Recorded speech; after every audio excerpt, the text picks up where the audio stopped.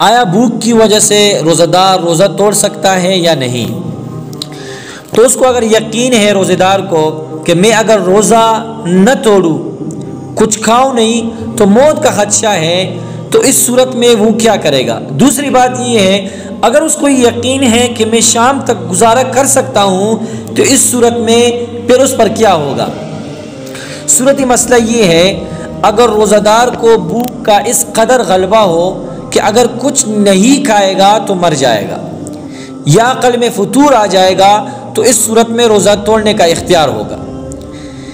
دیکھیں، اگر اس کو یہ معلوم ہے کہ میں کچھ کھاؤں نہ پیوں تو میرا موت کا خدشہ ہے، تو اس کو شریعت نے روزہ توڑنے کا حکم دیا ہے۔ بعد میں اس پر کفارہ نہیں ہوگا، صرف قضا ہوگا، بعد میں وہ روزہ رکھ لے اور کفارہ اس میں نہیں ہوگا۔